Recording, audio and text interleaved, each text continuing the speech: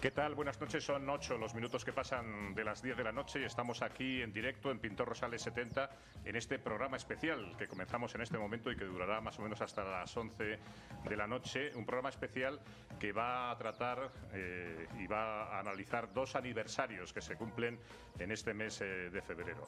El primero de ellos va a tener lugar mañana, 23F, 35 años después de esa intentona golpista que tuvo como su escenario principal el Palacio de Congresos de la Carrera de San Jerónimo, pero que tuvo otros muchos escenarios y otros muchos actores, algunos de ellos desconocidos y que no estuvieron ni en el juicio ni en las condenas correspondientes que se realizaron después de esa intentona golpista. Pero también este mes de febrero se cumple el 40 aniversario de la formación de la República Democrática Saharaui y ese aniversario pues ha dado lugar a la organización de unas jornadas que van a tener lugar precisamente esta semana, el próximo jueves y el próximo viernes 24 y 25 de febrero de 2016 en la sala de juntas de la Facultad de Ciencias Políticas y Sociología en el campus de Somosaguas de la Universidad Complutense el día 24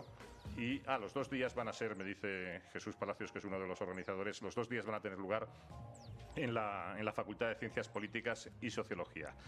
La República Árabe Saharaui Democrática, 40 años después, es otro de los aniversarios que se celebran este mes y hoy tenemos pues a varios invitados, algunos de ellos protagonistas casi en los dos acontecimientos históricos y en el caso de Jesús Palacios, al que he mencionado ya anteriormente, pues uno de los historiadores y de los investigadores que más sabe sobre estos dos acontecimientos históricos. Saludamos ya a nuestros invitados esta noche. En primer lugar, Jesús Palacios, muy buenas noches, bienvenido. ¿Qué tal, Javier? Buenas noches. Bueno, en fin, modestamente tengo que decir, no sé si sé mucho o poco, pero estudioso e investigador, principalmente, desde luego, en los asuntos del 23 de febrero y en la transición política española y con interés, con algo que se clava en el corazón en el asunto del Sáhara.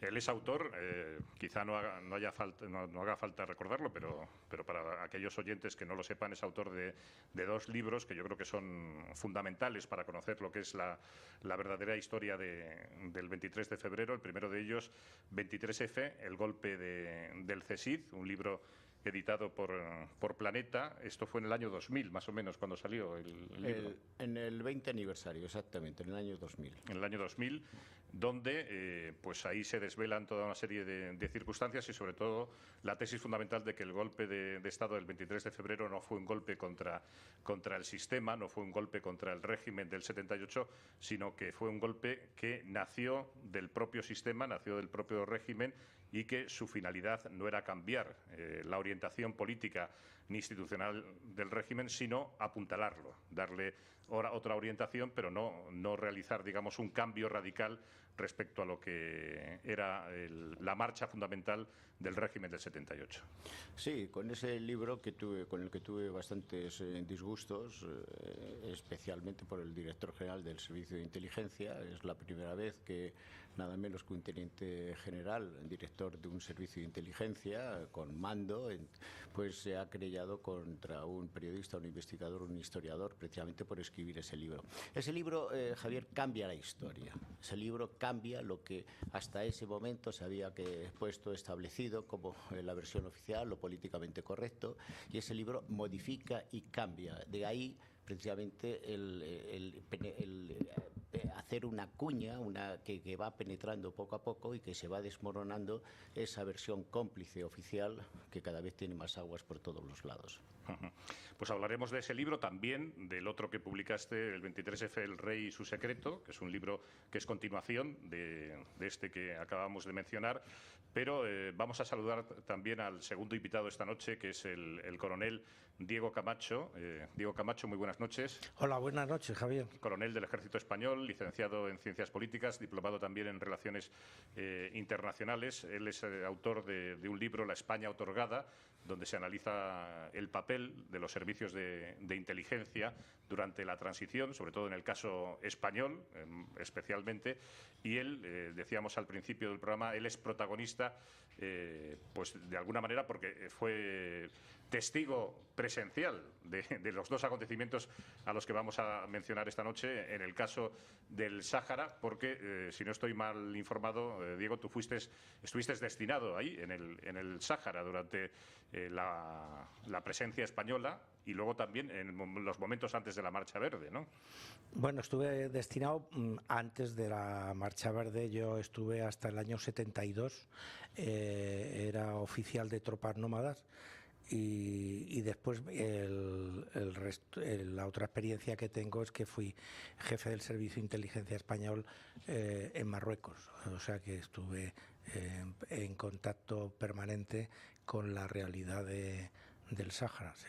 Eso ya muchos años después. Eso ya, sí, eso ya te estoy hablando los años 90, 89, 90. 89, 90.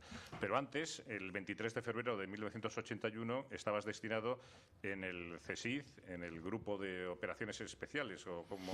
Sí, estaba destinado en la unidad que planificó y coordinó y ejecutó la parte del golpe de Estado. Entonces lo que pasa es que realmente estábamos ahí unos oficiales que habíamos sido encapsulados informativamente, pero claro, en el momento que estalla el golpe, pues me cogió dentro de todo este asunto. Sí.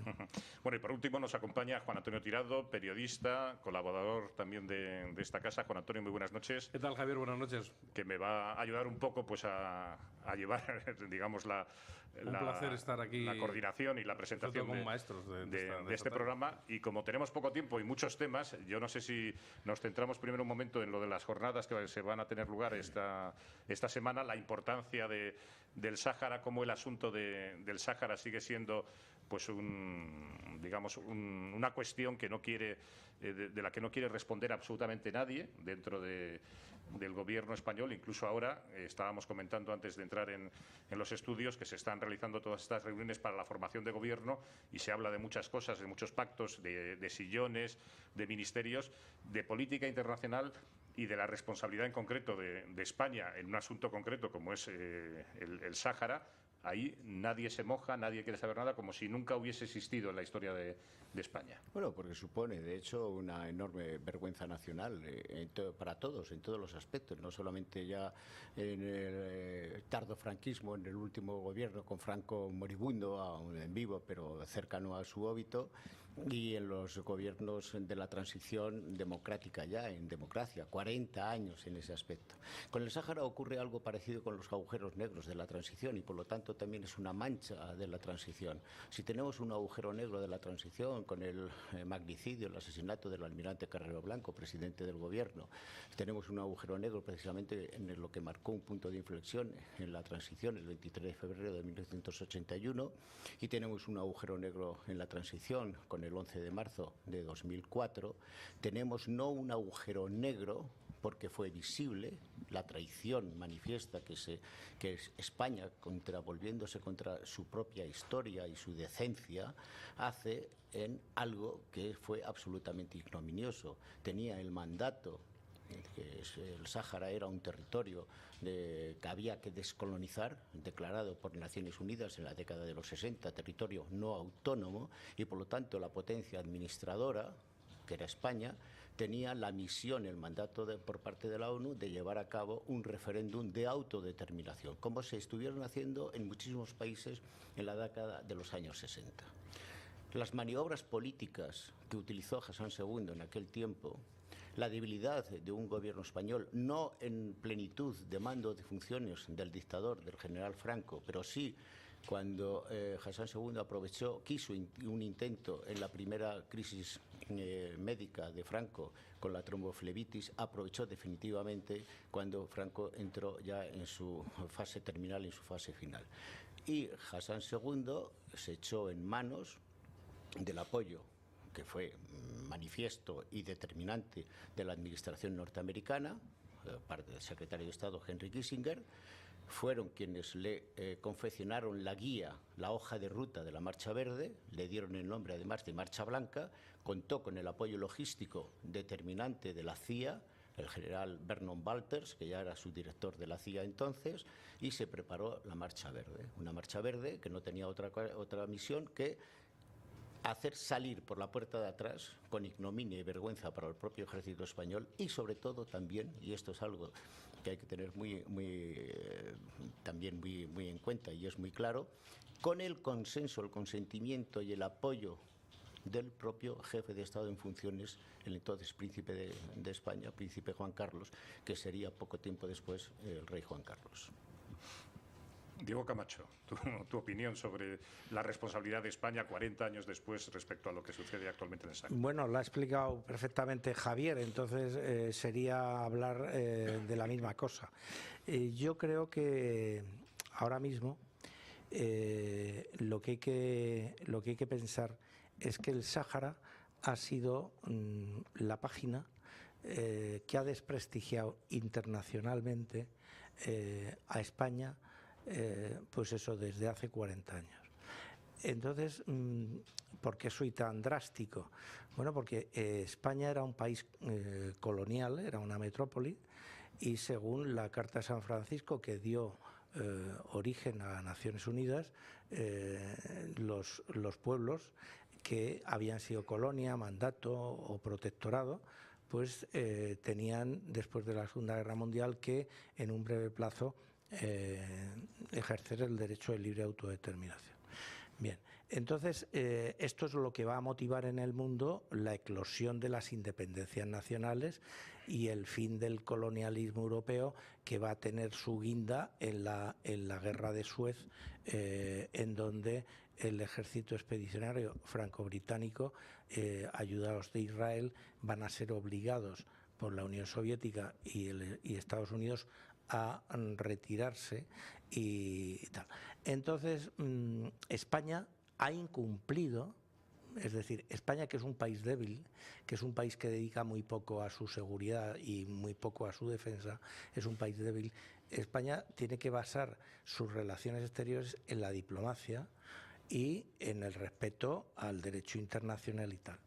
Y entonces, claro, la asignatura nuestra es que no hemos cumplido con esa obligación. Y entonces, al no cumplir con esa obligación, ¿qué se ha generado aquí? Pues un enorme desprestigio que ha hecho de España un país, a la vista de todo, pues un país poco fiable, un país que no cumple bien sus tratados y sus obligaciones. Porque a día de hoy hay que decir que Naciones Unidas sigue considerando que España es la potencia administradora del Sáhara Occidental. Y sigue exigiendo la celebración del referéndum. Claro, bueno, pero la celebración del referéndum, lamentablemente, Naciones Unidas la sigue exigiendo con la boca pequeña. Quiero decir, Naciones Unidas ha nombrado a un comisionado para el Sáhara, ha nombrado una misión que se llama MINURSO para el referéndum occidental, pero tú fíjate en los detalles. Primero, la MINURSO es la única misión en el extranjero, es la única misión en el mundo que tiene destacada Naciones Unidas, que entre sus misiones es la única que no tiene vigilar el respeto a los derechos humanos, con lo cual se le está dejando a Marruecos que haga lo que quiera. Y te decía antes que España es para la ONU la potencia administradora, pero es que hay otro detalle que mucha gente desconoce. Ningún país, incluido Estados Unidos e incluido Francia, que han sido los dos países que han favorecido esta situación de facto, ninguno reconoce la soberanía de Marruecos sobre el Sáhara, porque es que reconocer esa soberanía implicaría violar la letra de esa Carta de San Francisco a la que yo me refería antes. Aquí, Juan Antonio, es curioso que en estas conversaciones que hay actualmente para la formación del nuevo gobierno se exija como una de las líneas rojas, por parte, por ejemplo, del partido Podemos, la celebración de un derecho de autodeterminación, de independencia, el derecho a decidir en Cataluña, y no se hable para nada de donde sí tenía que existir, digamos, ese derecho claro, de autodeterminación, que es en el caso del Sáhara. El Sáhara no existe ahora mismo ni en la política nacional. Pero déjame que intervenga una cosa, es que en el caso catalán es más grave, porque están exigiendo un derecho de autodeterminación unos políticos catalanes al que no tienen derecho, y sin embargo no reconocen el derecho de autodeterminación de los saharauis. No sé si sabías ese detalle. Esa paradoja, ¿no? No lo reconocen. Claro. O sea, los partidos políticos catalanes no reconocen. No reconocen el derecho de autodeterminación. ¿Por qué? Porque eso les hace ser amigos, o ellos creen ser amigos, más que de Marruecos, de Francia y de Estados Unidos. Pero es curioso que quien mantuvo vigente ese referéndum en Marruecos en su momento fuera un personaje como Franco, ¿no? Que aquí Jesús también sabe mucho de esa historia. Vemos como ahora no hay ningún político actual que hable este tipo de cosas, y que fuera Franco, un dictador, el que sí que promovieron un referéndum en un sitio para que opinara y que dieran su opinión sobre una situación política que se vivía en ese momento, ¿no? El referéndum, según el listado que había confeccionado, la presencia de responsables españoles entonces en el Sáhara, estaba confeccionado en el año 74 y se tenía que haber celebrado en 1974. El truco por parte de Hassan II de acudir a un dictamen del Tribunal Internacional de Justicia de La Haya retrasó aquello por parte de Naciones Unidas, y luego lo acolchó a su manera aquel fallo en el que no se reconocía vinculación con el sultán de aquellos nómadas o de aquellas tribus, sino cierta y muy difusa vinculación en algunos momentos.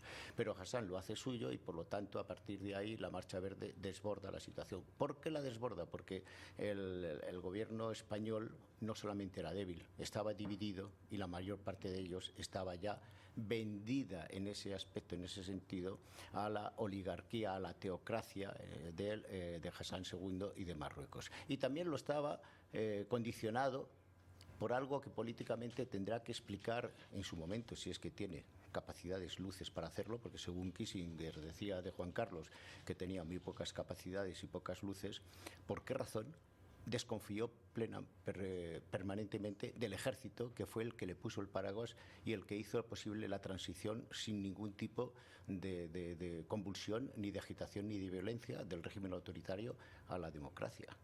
Eso tendrá que explicarlo, no en unas conversaciones como hizo con su biógrafo, con Villayonga, sino por qué razón no se fió nunca de su propio ejército, Juan Carlos. Quizá todo este tema del Sáhara, si no hubiera pasado justo en el momento de la transición española, ¿se hubiera producido de otra manera? ¿Si hubiera sido otro momento histórico en España? No, con un gobierno fuerte. ¿Con un gobierno fuerte o democrático hubiera o la habido dictadura? Referéndum. ¿No? Pero ¿qué es lo que ha pasado con los gobiernos en democracia? No, digo todo esto porque al final la inestabilidad política provoca que los demás se aprovechen. Quiero decir que esto puede pasar en España ahora, que nuestra inestabilidad política interna, por haciendo un paralelismo de lo que pasa ahora a lo que pasaba en ese momento. Cuando hay convulsión interna, los de fuera dice que a río revuelto ganancia y pescador. Los de fuera se aprovechan a meter mano, ¿no? Fíjate, para que intervenga Diego también, todos los partidos políticos en la oposición son absolutamente partidarios de llevar a cabo el referéndum de autodeterminación, porque está exigido por la ley, por el derecho, por el respeto a las normas internacionales, por el mandato de la ONU, aunque nadie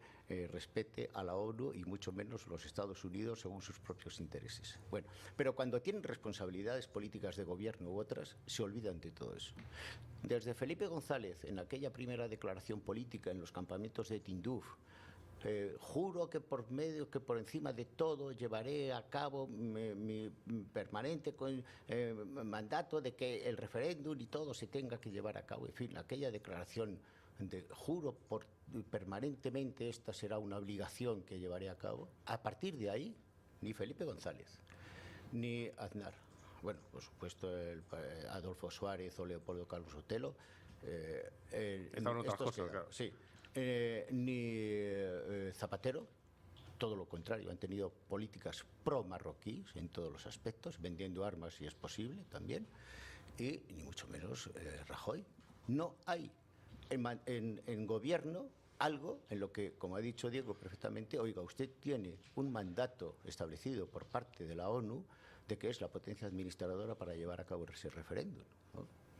Luego, si me permites, en una pequeña intervención, quería hablar un poco de las jornadas. De las jornadas. Sí. De todas formas, lo que es importante para contestar a tu pregunta, bajo mi punto de vista también, es señalar qué es lo que estaba pasando en los países concernidos en esa época. Entonces, el análisis del Departamento de Estado y de la CIA, bajo mi punto de vista, era un análisis pragmático, lógico, no legal, en donde llamémoslo, el interés prevalecía sobre el derecho. Y voy a explicarme por qué. En el año 74 se produce la Revolución de los Claveles en Portugal. En el año 74 viene la primera tromboflebitis de Franco. Quiere esto decir que en el año 74 la península ibérica presenta ante el Departamento de Estado una gran interrogación. Es convulsión. Decir, ¿no? Más que convulsión, yo diría interrogación, porque no se sabe seguro si finalmente los portugueses, con Otelo Saraiva de Carvalho, van a derivar hacia la Unión Soviética, y si Franco, pues lo que hay después de Franco, pues también está es una incógnita. Es una incógnita. Entonces, todo el eje Azores, Gibraltar, Chipre, para proteger a Israel, está en peligro, digamos, en la zona oeste. Es decir, la hipótesis más peligrosa barajada por el Departamento de Estado y por la CIA en ese momento es que la península ibérica, los dos países que la conforman, por una razón o por otra, entren en la convulsión que tú digas, entren en esa indefinición. Otra cosa que a veces no se menciona. Marruecos es un país en ese momento enormemente inestable. En el año 71, Hassan II ha tenido un intento de golpe de Estado en el Palacio de Esquira, donde mueren 100 personas, la mayor parte diplomáticos acreditados en Rabat y gente de la corte. Y 2 años después, en el 73, tiene el intento de golpe de Estado en el avión que vuelve de París por parte del general Oufkir. Entonces, Marruecos está en una situación de extrema debilidad institucional del sultán, que es preciso apuntalar. Si a eso le sumas tú la situación de Argelia, aliada importante en el Magreb de la Unión Soviética, y lo que puede suponer la creación de un nuevo Estado en el Atlántico y la facilidad de la aspiración argelina de tener un pasillo hacia ese Atlántico, unido a la existencia de una mina de fosfato, la más rica a cielo abierto que existe en el mundo, en el Sáhara, y ya sabes que del ácido fosfórico se puede obtener uranio, pues ese conjunto de situaciones hacen que el Departamento de Estado y la CIA le recomienden, y no hay que olvidarse nunca, a Gerald Ford, que acaba de ocupar la presidencia por el tema de Watergate y por haber lanzado Nixon, a haberle obligado a irse. Que también estaban ellos buenos. Bueno, o sea no, que... claro. Pero hay una situación en donde tú, fíjate por qué digo esto, porque Gerald Ford en un momento le va a preguntar a Kissinger qué ha dicho el Tribunal Internacional de Justicia de La Haya en su dictamen, y Kissinger le va a mentir. Tú fíjate lo importante que es una mentira en Estados Unidos. Kissinger le va a mentir y le va a decir que ha sido favorable a Marruecos, con lo cual le va a quitar las reminiscencias morales a este señor. Pero en ese momento lo que hace el Departamento de Estado con Francia es apostar porque hay que apuntalar a Marruecos, que en caso de la hipótesis más peligrosa de la inestabilidad en la península ibérica, el único punto de apoyo que habría zona, para controlar el Magreb es Marruecos. Claro. Eso, bajo mi punto de vista, era la situación internacional que existía ahí. Es decir, que el tema de la Marcha Verde, el tema de todo el proceso, es evidentemente una cuestión española, pero en donde hay otros actores que juegan donde también. España claro. efectivamente no toma las decisiones, sino se ve obligada, arrastrada. El pecado de España es que en esa situación inicial, que uno, aunque no la comparta, la puede entender, después de 40 años no haya hecho nada, porque España ha pasado ya a un periodo donde Franco se murió, donde España entró en un proceso de estabilidad democrática, etcétera, y ninguno de los gobiernos sucesivos han hecho nada. ¿Y resultado cuál es? Pues, por ejemplo, un palacio para González en Tánger. Aparte de otras muchas cosas. España hizo una dejación de funciones. Totalmente. Sí, claro. O sea, claro, se marchó por el foro. Vamos a ver. En concreto a Juan Carlos le vienen a decir esto que yo te he explicado. No, estoy convencido yo que es así. Con más complejidad. Esto le viene a decir. Y entonces le dicen, nosotros vamos a apoyarle a usted en el trono, y se lo dice Valéry Giscard d'Estaing, pero usted tiene que impulsar estos intereses geoestratégicos porque la estabilidad del Mediterráneo está en juego. Esto se lo dicen a Juan Carlos. Y Juan Carlos, como dice Jesús, que tiene pocas luces, lo que se le ocurre es ir a hacer un viaje por allí, relámpago, ir a engañar a al ejército que estaba allí de guarnición. En vez de, digamos, en esas situaciones... Porque hay que recordar, Diego y Jesús, que el discurso de Juan Carlos es que España permanecería ahí. Claro, les miente. Y que nunca seremos acusados por no respetar nuestra propia historia y los derechos legítimos de los saharauis y de la población. Esas fueron las palabras precisas del discurso que hace Juan Carlos allí, en el viaje del 2 de noviembre de 1975. El tablero geoestratégico que ha descrito Diego es absolutamente perfecto. Y Kissinger, en uno de los viajes que hace en 1974, después del golpe de los claveles, el 25 de abril del 74, en España, le pide a Franco que intervenga militarmente en Portugal. Y Franco le dice, no se preocupe, secretario de Estado, porque esa situación se resolverá en el tiempo por sí misma. Una de las cosas que Kissinger reconoce en sus memorias es que uno de los mayores éxitos de su gestión internacional, de su gestión exterior, fue tutelar el tránsito de la dictadura a la democracia, del régimen autoritario a la democracia con la figura y la persona de Juan Carlos, con las dudas que ofrecía Juan Carlos para poder entender y comprender la política, porque tenía mucha voluntad, pero conocía muy poco de política. Esto, aparte de decírselo a Deng Xiaoping, se lo decía a ministros como Genscher y a otros, en fin. Eso está recogido en sus memorias, yo lo he recogido en mis libros. Lo que ha descrito Diego es tan absolutamente cierto que puede ser comprensible en la Guerra Fría. Pero 40 años después, con el colapso de la Unión Soviética, cuando ese eje de bloques ha desaparecido, cuando no supone ese mar Mediterráneo la presencia de una nación con posibilidad de un referéndum de autodeterminación para ser nación independiente, aunque tenga una alianza con Argelia, ningún desequilibrio para la zona del Magreb. Entonces, la única razón que esgrime en estos momentos la política, la administración norteamericana, con Obama, con Bush, con el que venga, es: el Sáhara nos pilla muy lejos y los saharauis son muy pocos. Y nuestro aliado sigue siendo Marruecos, que es fiable por todos los medios. Pero fíjate, me viene un conflicto reciente, que es el conflicto de Perejil. Fíjate cómo hasta en un conflicto de un islote que no tenía mayor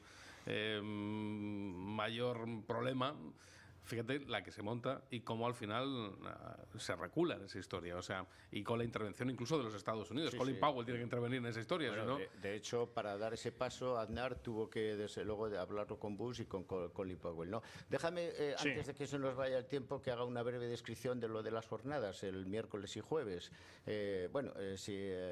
Miércoles y jueves. Sí, miércoles y jueves. Lo había dicho yo jueves y viernes. Miércoles 24 y jueves 25.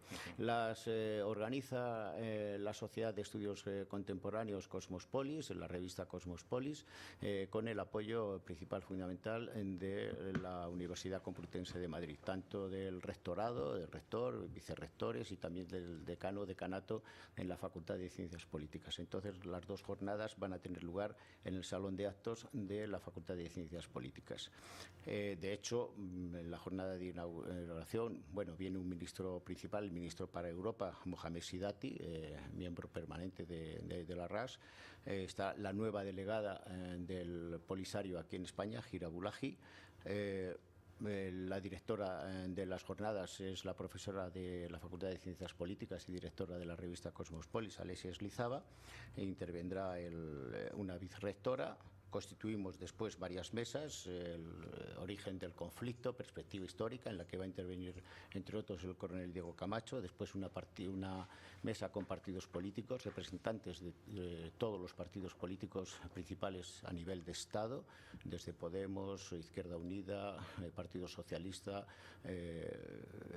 Partido Popular y Ciudadanos. Después hablamos de las cuestiones básicas y claves: recursos naturales, voluntariado y los derechos humanos en el Sáhara. Vamos a proyectar una película de Álvaro Longoria y Javier Bardem, Hijos de las Nubes, la última colonia, con todo esto con debates abiertos. Y en la jornada de clausura, el jueves 25, en la Facultad de Ciencias Políticas, la va a clausurar el rector Carlos Andradas. Más información en la página de Cosmopolis, www.cosmopolis.com. Ahí se puede ver toda la información de estas jornadas que van a tener lugar próximo miércoles y jueves 24 y 25 de febrero en la sala de juntas de la Facultad de Ciencias Políticas. Salón de actos. Salón de actos. Sí, porque tenemos tal cantidad de inscripciones. De inscripciones. Además, hay para los alumnos de la Universidad Complutense un crédito de libre configuración. Entonces, el aforo, en principio, parece bastante desbordado y con mucho interés. Bueno, pues ha despertado el interés entre los estudiantes y los investigadores de la Universidad Complutense y seguro que será un éxito. Una cantidad de profesores, catedráticos, expertos, analistas, escritores, historiadores. Todo esto está configurado, unas 30, 40 personas que van a intervenir, de una relevancia, de un primer nivel intelectual, académico, sin duda alguna. Bueno, pues 40 años después de esta traición de España, yo creo que nos podemos sentir todos responsables, aunque algunos, naturalmente, no tengamos yo creo participación. que más que responsables, yo diría avergonzados. Sí. Quizá yo como español me siento avergonzado de mis sucesivos gobiernos sobre este tema. Hombre, responsable no, españoles, porque como españoles está sucediendo desde hace 40 años o casi una página de las más bellas del aspecto humanitario que yo conozco, al menos, que es que en los veranos familias saharauis mandan a sus hijos a España con familias españolas a pasar el verano, cuando unos musulmanes envían a sus hijos a pasar 2 o 3 meses con familias españolas, y eso se va haciendo año tras año y tal. Bueno, pues eso es un ejemplo de hasta dónde puede llegar la generosidad personal de un pueblo que siente vergüenza de su propio gobierno. Es digamos, la sensación que tengo.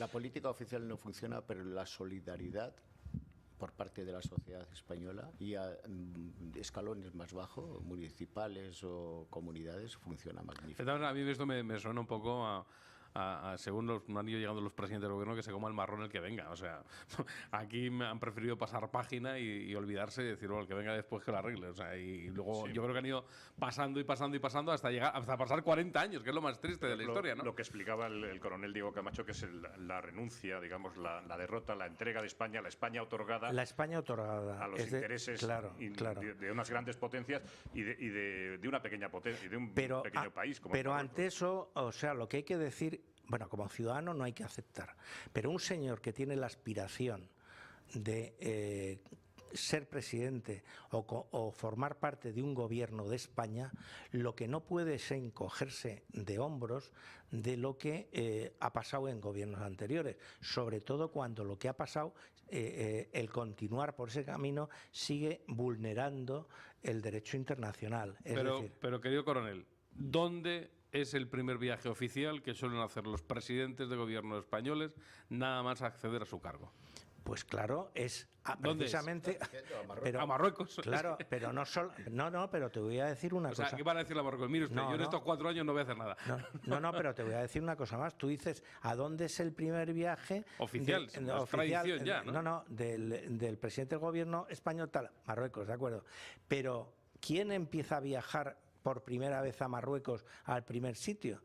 El rey de España. Es decir, lo que no puede ser. No, el rey que se llamaban hermanos entre ellos, ¿no? Primos. Perdona. El gobierno de España lleva desde muchas décadas permitiendo que el que lleve las relaciones diplomáticas de fondo con Marruecos sea el rey de España, y eso es inconstitucional. Es decir, el gobierno de España no puede delegar ni en el rey de España la política exterior. Hombre, claro, la está al parecer delegando por pedacitos con los catalanes, pues claro, no me extraña que les produzca respeto el rey. Pero el rey de España, su misión no está en las relaciones exteriores ni con Marruecos ni con los países del Golfo. Bien entendido. O sea, eso es una cuestión totalmente que afecta a nuestro prestigio internacional y además a corto y a medio plazo nos hace mucho daño, porque eso solamente tiene un nombre: corrupción.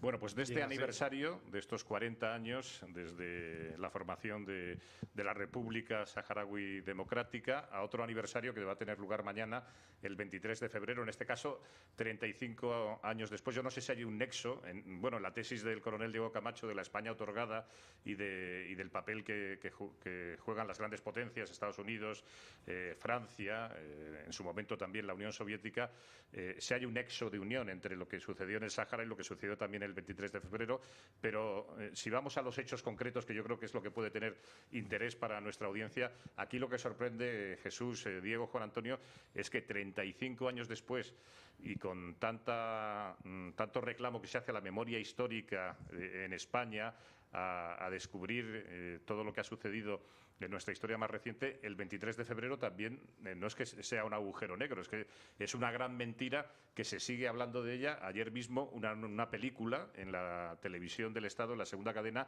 volviendo a incidir en lo que es la tesis oficial, la verdad oficial, que sabemos que es una absoluta mentira respecto a lo que nos han contado.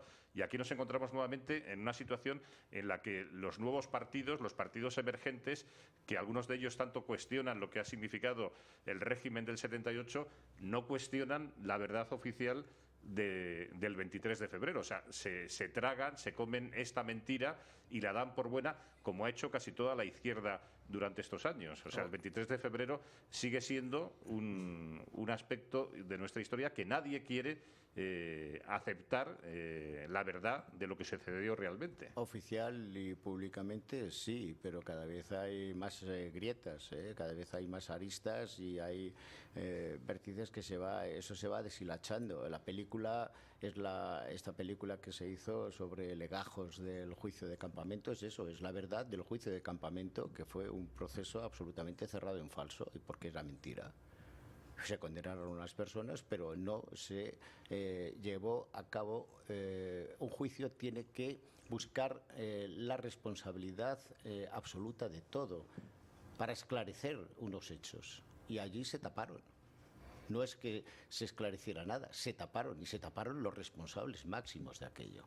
Los agujeros negros, ese es un agujero negro que, por fortuna, gracias entre otros, pues en fin, a personas como el coronel Diego Camacho y a otros más, pues se ha ido abriendo luz y ya conocemos bastante, y ya se puede transitar diciendo que lo que está, la verdad oficial, se la cree cada vez menos gente. Una cosa es lo que te digan los políticos responsables, pero otra cosa es lo que en el fondo esos mismos políticos responsables por detrás te dicen que ahí el papel determinante del 23 de febrero, el papel capitán de esa operación institucional, le corresponde a Juan Carlos, al rey Juan Carlos. Tanto en su origen, en su desarrollo, absolutamente, como en su desenlace. No hubiera habido jamás operación del 23 de febrero si el rey Juan Carlos no hubiese dicho aquello de a mí dadme lo hecho, pero adelante con esto, y si no se hubiesen puesto en marcha los grupos operativos del Servicio de Inteligencia para meter a un teniente coronel que no tenía ningún mando de ningún tipo, pero que cogió a unos cuantos guardias civiles también cazados por oficiales de inteligencia del Servicio de Inteligencia, y los metieron en el Congreso para secuestrar y escenificar una operación que estaba previamente diseñada. Todo esto cada vez es más claro, más diáfano, y se van cayendo cada vez más telares al respecto, ¿no? Los agujeros negros en la transición, naturalmente, que si empezamos desde el óbito de Franco con la Marcha Verde... habría que empezar a lo mejor antes con el asesinato de Carrero Blanco. Forma parte de ese preámbulo de la transición que está débilmente todavía esclarecido o explicado. Hombre, sirvió para amenazar en el juicio Campamento. Al comandante de Estado Mayor, José Luis Cortina Prieto, que cuando el fiscal le estaba apretando en la jornada de mañana, en la sesión de mañana, en la que yo estuve presente, una conversación telefónica, si me sigue el fiscal apretando así, voy a tener que contar lo de Carrero Blanco. Y el fiscal, en la sesión de tarde, se enmudeció, se olvidó preguntar. Bueno, pero la Marcha Verde ya sabemos cómo se lleva a cabo, y hay unos actores internacionales que deciden que ese papel España tiene que salir, y tiene que salir con ignominia, con vergüenza y con traición, y huyendo, y ahí esa tierra la tiene que ocupar un usurpador como es Marruecos, de forma ilegítima e ilegal, y se perpetúa ahí durante todo este tiempo. El 23 de febrero forma parte de esos errores de anticipación que tiene la transición, en los que también quienes están tutelando la transición desde fuera, en la figura del rey Juan Carlos, le están marcando unas pautas. Hay que ir más despacio. No legalice quizá el Partido Comunista, no lleve a cabo esto, no lleve a cabo lo otro, pero hay dos personas que con unas sinergias de identidad entre el presidente Suárez y el rey, que van por el camino del medio, con un cierto criterio de aventurerismo político. Todo eso empieza a saltar chispazos desde dentro del propio sistema, que va generando dudas de si ese es el buen camino. Eso es el tejido que va a alargar después, o que va a hacer que se vaya tejiendo lo que va a ser la operación institucional posterior, que veremos en el 23 de febrero, con su escenografía, su escenificación, su mimetismo con operaciones de Francia, Operación de Gaulle, etcétera, etcétera, etcétera. Pero bajo mi punto de vista, cada vez el 23 de febrero es mucho más claro. Fue una operación de corrección del sistema. O sea, intentó serlo. En el juicio de Campamento, ¿es donde se construye la versión oficial, entonces? No, ya había surgido antes. La versión oficial, la versión oficial se instala en el momento en que Tejero, digamos, depone su actitud, sale del Congreso. Los jefes de filas de los partidos políticos acuden a Zarzuela a primera hora de la tarde del día 24. Es cuando el rey denuncia a Armada como el mayor traidor de todos, y desde ese momento se establece cuál va a ser la verdad oficial. Exculpación de los partidos políticos que quedan eximidos de todo tipo de responsabilidad en lo que habían estado negociando, hablando de ese gobierno de concentración nacional presidido por alguien ajeno a la política, que iba a ser el general Armada, bendecido por todos y primero de todos por el Partido Socialista, con Felipe González a la cabeza, que iba a ser vicepresidente de ese gobierno de concentración nacional, y por el resto de grupos políticos. Esa es la verdad oficial que se instala. Con eso se dice: el rey se ha ganado la legitimidad de ejercicio porque nos ha salvado la democracia, ya estamos estableciendo. Entonces, eso es un golpe de involución, y lo que el rey ha hecho ha sido salvarnos y mantenernos en el sistema democrático, y esa es la versión oficial. Campamento no es más que una escenificación de algo con personas que se exhibieron que se hicieron públicas, que se conocieron, otros denunciados, que no pudieron protegerlos, y naturalmente se tuvo que hacer una parodia de justicia en ese aspecto. Hombre, fíjate si es parodia que en las memorias de Calvo Sotelo reconoce que él ordenó que no la responsabilidad del golpe de Estado no fuera extensiva a más gente, o sea, que los que había bien estaba, pero que ni uno más. Entonces, ¿dónde has visto tú que en un país den un golpe de Estado y no quieran saber quién está detrás del golpe de Estado? Claro, cuando manda no quieren saberlo, ya lo sabían. Bueno, pero que no lo sepa la opinión pública.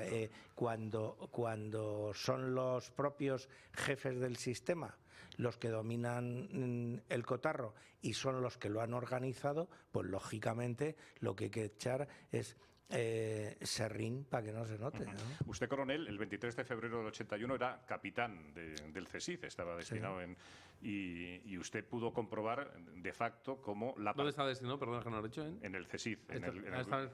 Sí, estaba en la agrupación operativa de misiones especiales, que era la unidad que participó activamente en el golpe. Estaba destinado allí. Porque esa unidad, como ha señalado Jesús Palacios, es la que lleva a Tejero al Congreso de los Diputados. Claro. O sea, Tejero nunca hubiese podido dar el golpe de Estado sin la colaboración, sin la participación, sin la dirección del CSIC. Había 3 columnas que convergen a la misma hora en el CSIC, en el Congreso de los Diputados.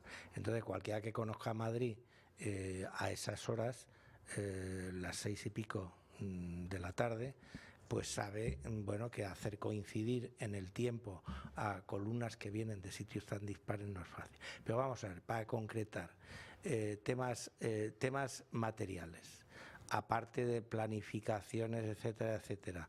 En el momento del golpe de Estado se utilizan unas matrículas falsas que se hacen en esa unidad, ¿vale? Se utilizan coches de la unidad también para los trabajos de coordinación. Se utiliza agentes, ¿vale? Los decretos que iba a llevar Armada o que llevaba Armada para nada más entrar en el hemiciclo, llevárselos a la Moncloa y que los firmara el rey, se hacen en el CSIC. Vamos a ver. Entonces, bueno, te quiero decir que la participación del CSIC era completa. Entonces, cuando yo que estoy allí dentro me doy cuenta del asunto, bueno, pues me voy dando cuenta a lo largo que va transcurriendo la noche, porque como te he dicho antes, éramos una serie de oficiales y a algunos oficiales, en concreto a 4, a 3 oficiales y a un suboficial, nos tenían encapsulados, o sea, no nos enteramos de nada. Pero claro, yo a los 20 minutos de oír los tiros en el Congreso, pues empiezo a ver que hay cosas raras. ¿Por qué? Porque me voy en el chalet donde estaba, me voy a la cocina y veo a un agente que estaba de servicio, que estaba poniendo sobre la mesa montones de bocadillos, montones de bebidas, y le digo, ¿y esto qué es? Dice, mi capitán, que la noche va a ser larga. Bueno, evidentemente tenían que haber comprado eso por la mañana, porque realmente por la noche ahí se quedaban 3 o 4 personas nada más. Entonces, bueno, después vas viendo, cuando estás metido en el ajo, pues te va subiendo información. Yo tuve la suerte también de que conseguí meterme en el Congreso de los Diputados y me encontré allí a varios compañeros míos de promoción, con lo cual, bueno, pues fui adquiriendo a lo largo de la noche pues un background de información que prácticamente a las 5 de la mañana del día 24 yo tenía una visión bastante amplia de lo que había pasado.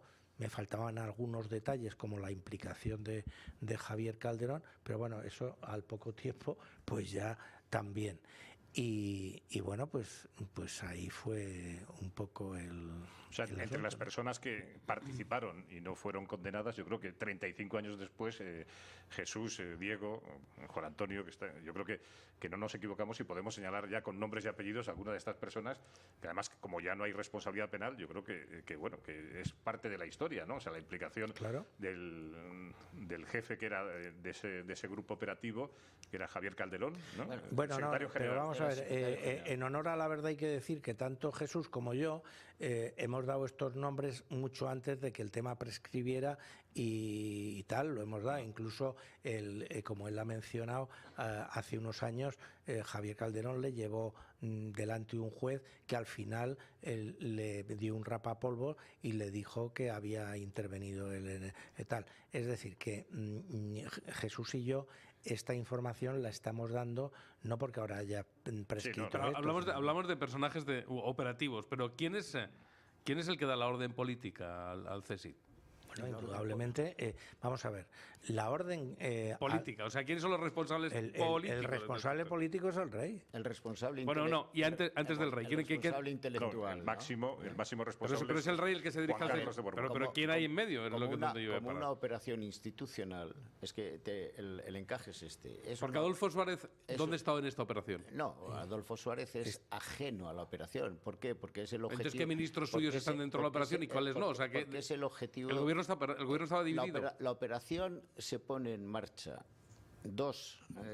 un año y medio antes, con el único objetivo de sacar a Suárez de la presidencia del gobierno. Poder, claro. Descabalgarlo del poder. ¿Y quién de su equipo estaba fuera y quién estaba dentro de esa operación? En ese tejido, durante ese tiempo, esta serie de conversaciones que están teniendo lugar en el despacho del presidente de la agencia EFE, Luz María Ansón, que conoce muy a fondo toda la operación, empresarios, banqueros, financieros, eclesiásticos, miembros de partidos políticos, de Alianza Popular, Coalición Democrática, Partido Socialista, etcétera, etcétera, etcétera, van hilvanando lo que va a constituirse después en esa hoja de ruta que unos oficiales del Servicio de Inteligencia hacen suya, la hacen propia y que con la clarividencia de Ansón la titulan Operación de Gaulle. Algo similar a lo como De Gaulle llegó en Francia en 1958 a la jefatura del gobierno, después presidencia de la República. Entonces, si es una operación institucional, al rey, cuando le presentan los hechos como tal, dice: a mí dadmelo hecho, precisamente. Le presentan esa operación: a mí dadmelo hecho. ¿Cómo se teje? Con personas, no con el sistema político o los partidos políticos han llegado al convencimiento de que Suárez entorpece el sistema democrático y que puede, incluso vinculándolo a la corona, si la crisis política se extiende, hacer caer no solamente a su figura, sino también a la corona. Y por eso el rey dice: ayudadme a quitarme a Suárez como sea y de la forma... O sea, todo el golpe de Estado es para cargarse a Suárez.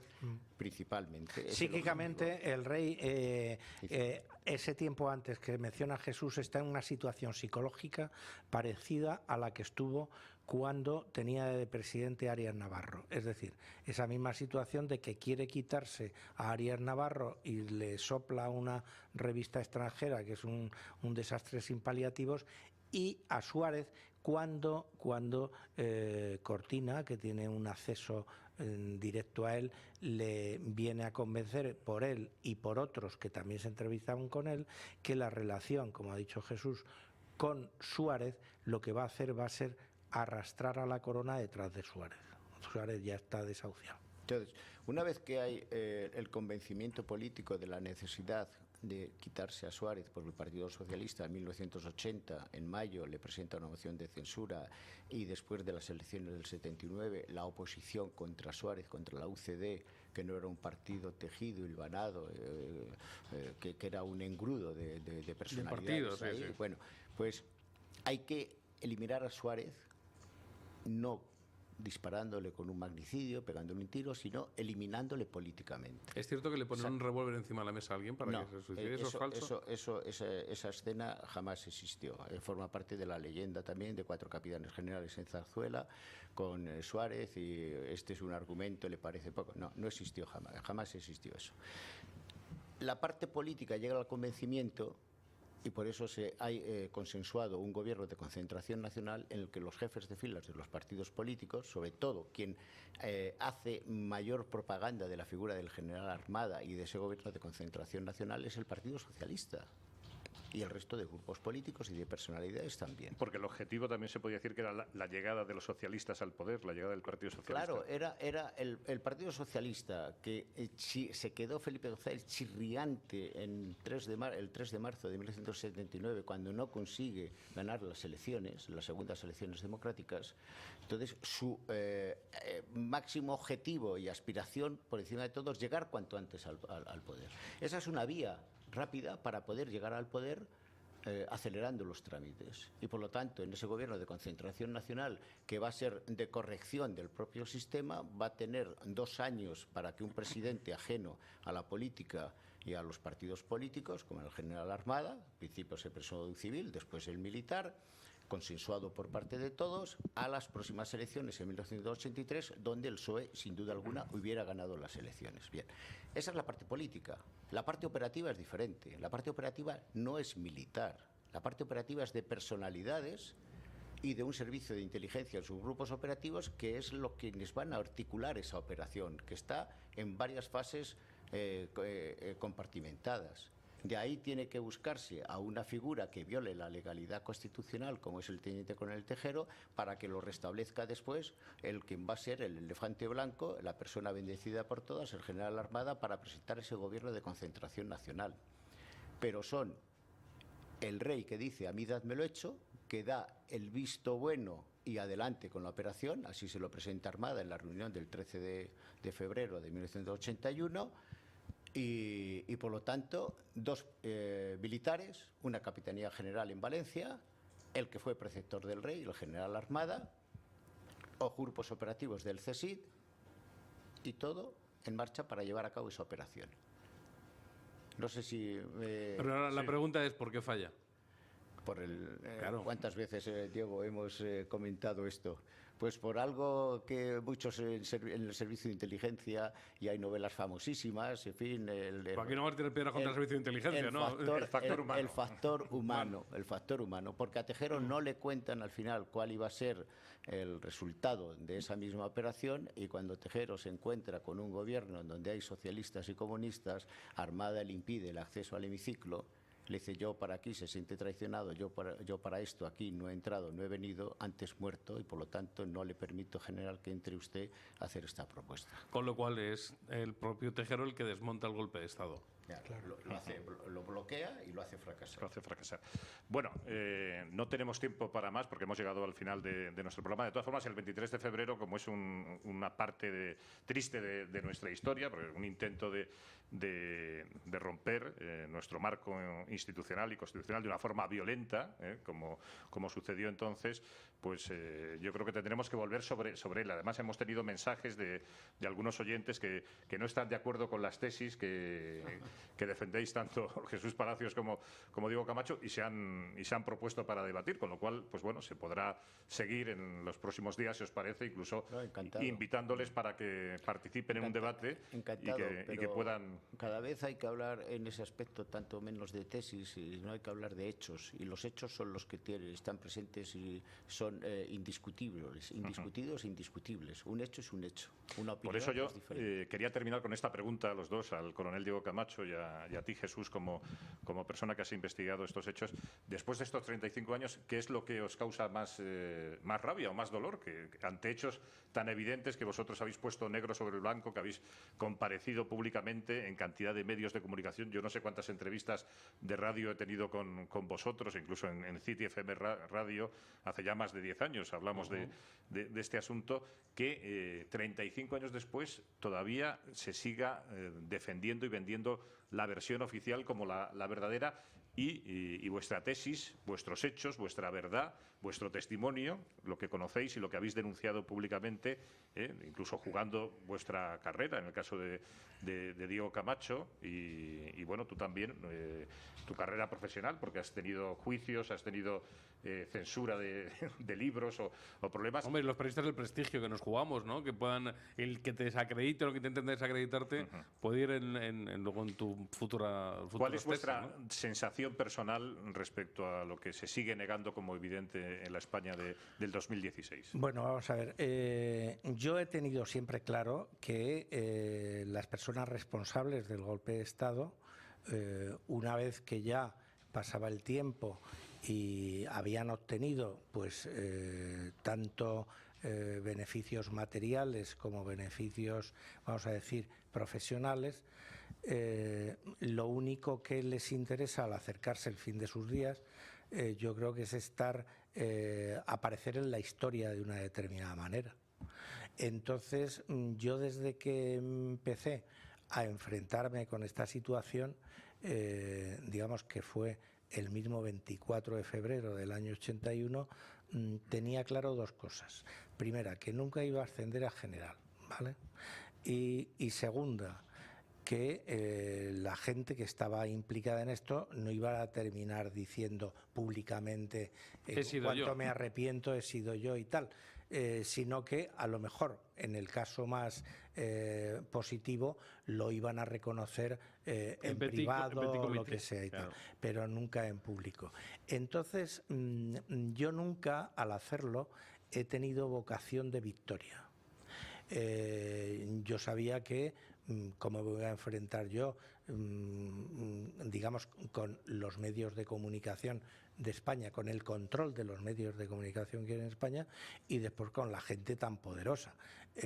Hombre, yo les agradezco a ellos que no me hayan puesto patas arriba, lo cual pues también es de agradecer, pero la verdad que ha escrito en sus libros Jesús y los documentos que hay, artículos y tal, sobre todo quedan para cuando el 23F realmente sea memoria histórica, es decir, cuando la gente se haya muerto y haya gente que venga detrás a investigar queriendo la verdad, no queriendo lo conveniente. Entonces, yo hoy hablando con mi mujer, que ha salido este tema curiosamente y tal, yo le digo, pero tú no ves en la España actual que estamos viviendo que hay gente que apoya indefectiblemente, por ejemplo, al presidente en funciones, al señor Rajoy, diciendo, bueno, pero el señor Rajoy sí que es honesto, cuando todo el mundo sabe, el señor Rajoy que está pringao realmente hasta las cejas. La gente que no quiere ver o no quiere comprender es como un frontón. Tú ya le puedes echar, como dice Jesús, vamos a hablar de hechos. O sea, aquí estupendo que venga quien sea a debatir, pero que hablemos sobre hechos, no que hablemos sobre juicios de valor, porque si hablamos de juicios de valor, pues a mí son tan respetables unos que sean contrarios a los míos como los míos. Pero yo del 23F sí que nos podemos hablar de hechos con quien quiera, pero que venga con hechos. En tu caso, Jesús, ¿cuál es tu ánimo personal? Pues de una enorme tristeza. Tristeza porque se perpetúa en el tiempo. Porque si alguien de forma errática pensó que violando la legalidad constitucional, aunque lo hubiesen camuflado después, es decir, si el general Armado hubiese cumplido con su objetivo y le hubiese presentado al rey, majestad, misión cumplida, he hecho lo que me habéis ordenado, este es el gobierno de concentración nacional, jamás hubiésemos conocido ni sabido que el general Armada formaba parte de esa segunda fase de la operación en la que Tejero iba a ser el chivo expiatorio al que había que sacrificar, violentando la legalidad constitucional. Es que Tejero le iban a sacar de un lado o de otro, pasara lo que pasara. Claro, bueno, tenía que ser el sacrificado, aunque después lo hubiesen vuelto otra vez con exculpación, en fin, y si lo hubiese puesto en la lucha contra terroristas en el País Vasco, bueno, en fin. Pero eso es. ¿Hoy Tejero sigue estando protegido? Entonces, No, yo creo que no. Tejero es después de la condena que cumplió, poco más de 15 años, la máxima pena de 30 años de prisión, pero es una persona que vive, aunque es testigo de este periodo, de este tiempo, pero vive... Porque la pregunta es ¿por qué Tejero no ha hablado? Bueno, esa es una buena pregunta para decírsela, para hacérsela a él, ¿no? Yo no sé si quiere escribir sus memorias o no, o algún hijo suyo. Pero quiero terminar con esto, Javier. Aquello que se quiso hacer para corregir el propio sistema y reconducirlo, tuvo un paréntesis posterior larvado de 25 años de efectos de golpe psicológico.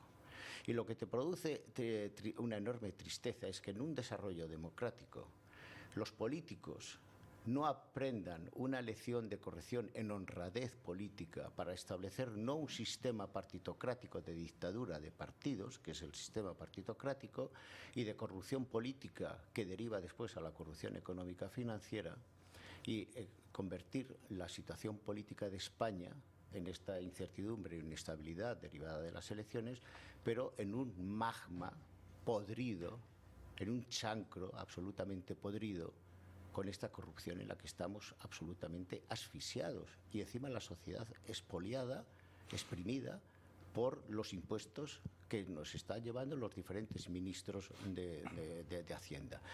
Te da tristeza. A lo mejor estaríamos igual de expoliados y exprimidos, aunque no hubiera habido corrupción, quiero decir. Porque es que la corrupción material tiene un origen en la corrupción moral. Y política. Si hay unas amenazas que amenazaron con cierta estabilidad, que después, para corregirlo, que el profesional de la política no aprenda de que no se debe conducir exclusivamente por su interés propio, sino exclusivamente por su celo de decir yo no sirvo a la sociedad, me sirvo a mí y a mi partido y a los míos para enriquecerme y para hacer de esto absolutamente una situación insostenible e inviable. Eso es lo que te produce una enorme tristeza en España en estos momentos. Y además porque existe un refrán en España que es que quien hace un cesto hace ciento, ¿no?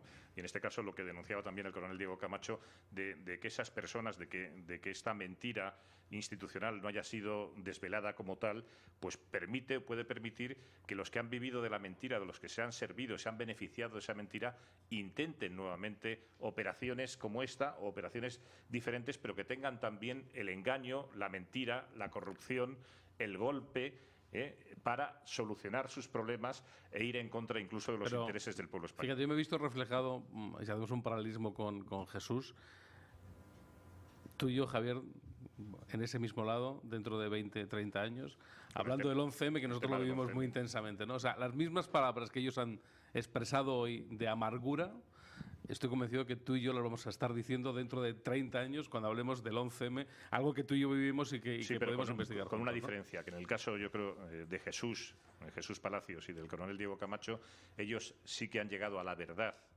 Nosotros no podremos llegar nunca a la verdad. A la verdad objetiva de lo que pasó el 23 de febrero y desgraciadamente nosotros no hemos llegado a la verdad de lo que ocurrió en el 11M, y yo creo que pasado el tiempo cada vez va a ser más difícil que se sepa la verdad, y por eso yo creo que hay que felicitar la labor que han realizado, la valentía personal, política, que han tenido tanto Jesús Palacios como el coronel Diego Camacho. Entiendo porque me veo reflejado en ese aspecto. Para dar este paso adelante, porque dentro de esos agujeros negros de la transición, de esas mentiras oficiales, de esa corrupción institucional que está instaurada en nuestro régimen del 78 desde su origen, lo hemos mencionado anteriormente con el caso del Sáhara, pues ellos han conseguido desvelar esa mentira y contarnos la verdad de lo que ocurrió el 23 de febrero. Y eso cualquiera de nuestros oyentes lo pueden ver, leer en sus libros, escuchar. Hay cantidad de intervenciones suyas en medios de comunicación, en televisiones, en YouTube, sus páginas también en Internet, y en esta pequeña contribución que hemos hecho esta noche con este programa de radio para contar la verdad del 23 de febrero. Por eso, nuevamente, las gracias a los dos, a Jesús Palacios, a Diego Camacho, también a ti, Juan Antonio, a nuestro técnico, Alfredo Matarranz, a nuestra community manager, Elena Oliva, que ha estado también informando de todo lo que ocurría esta noche aquí en CVB Radio, y lo que puedo hacer es convocaros nuevamente, porque sabéis que estos micrófonos siempre están abiertos para vosotros, para vuestras actividades, como estas que se van a desarrollar el miércoles y el jueves en la Facultad de Ciencias Políticas y a seguir pues luchando contra estos gigantes, como en el caso de Don Quijote y Sancho, ya que estamos en este aniversario de Cervantes que se celebra durante el 2016, pues nosotros seguiremos luchando por la verdad y por la libertad de nuestro país. Muchas gracias a todos y nosotros regresamos mañana con todos ustedes aquí en la sintonía de CVB Radio. Hasta mañana, que sean muy felices. Un saludo cordial de Javier Castro Villacañas.